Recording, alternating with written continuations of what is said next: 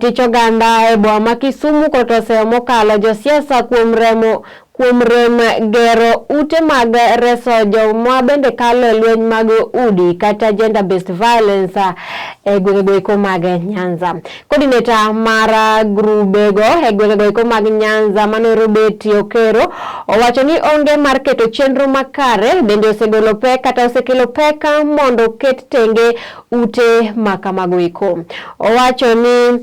Owacho ni kuom higni mahewa 15 mosekalo gisebedo ka gitemo matek mondo giger ute resruok makamago iko. Kata kamano mano pok otimore nyaka gie sani kaluwore ni josiasa ok nyis dwaro mar keto tenge ute makamago. Owacho ni josiasa nyaka koro ng'e gima omiyo gwenge mag Nyanza nyaka bed kod safe houses go ahinya e kinde gieki mag pende piny Kenya dhi e yiero maduong'. Okero noloso e kinde romo bende ne gibedo godo kod UN women e boma Makisumu. Safeguarding women, children, young people, young women and children during election is a multi-sectoral approach, and that's why UN Women, ESCR, civil society organization, we saw it they need to have a multi-sectoral approach so that we can have a meeting with the duty bearers in Kisumu County, that is state and state actors, on how best we can have candid discussion so that we can protect women, children and young children in Kisumu County as we are approaching election for the year 2020. And that's why we are here. We have had a wonderful discussion with all departments, that is from the state actor, the judiciary, county department, gender, youth. We also had IPOA, police commander, office of the county commissioner, and we are going to come up with an action point and we are going to sign so that we can see how best when we'll be having our election this year, we'll be having less violence, especially sexual violence among children and young women in Kisumu County. We find this conference very useful is because we believe that as long as there's violations, especially at this time of the electioneering period, then women will be hindered from participating either as contenders, as campaigners, as people with equal rights, but more particularly persons with disability will also really be negatively affected. Children will be made more vulnerable. So we find the conference calling upon duty bearers to be able to really play their role in terms of prevention and responding to all the kinds of calls that come their way in respect of responding to persons that are violated, very relevant.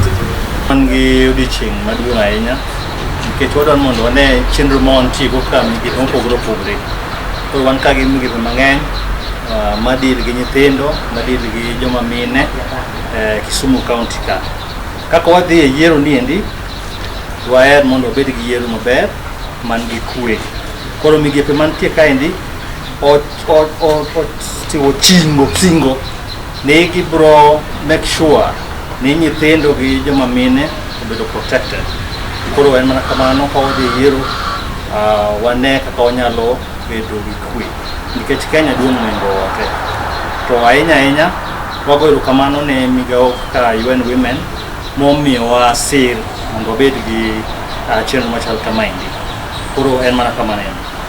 iluonga ni Dr. Edwin Ochieng Ukul, awuok e migao mar East African Child Rights Network. Bura ma kawuono nokelo kanyakla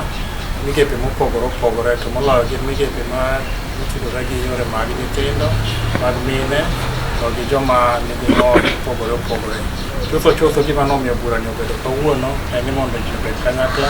to ji owinj ni to ji oikore machalo nade to moloyo migepe mag sirikal kata migepe ma ok mag sirikal to giikore maromo machalo nade mar gayo tulo kata mar konyo jogo manyalo puro gi weche mag tulo sama e seche ma koro wachiko yiero ni. To moloyo bura ni ji owinjore kendo ji duto wacho kaka giseikore ma kaluwore ka ji wacho ka gitimo kamano wan gadier ni hinyruok dhi bedo matin ko kamano to kata yore mag tulo nyalo bedo maonge ma joma chalo nyithindo jogo man gi ng'ol matindo koni gi koni an gadier ni koro gibiro yudo konyruok nikech thoth migepe man ka adier wacho ka giseikore moloyo mag sirikal owacho maber ahinya ka giseikore kata mana migepe mok mag sirikal to chutho gima dwamed nuoyo negi kendo en ni gigi ok inyal timo kendi nyaka ji bi kanyakla ma kama sirikal ok nyal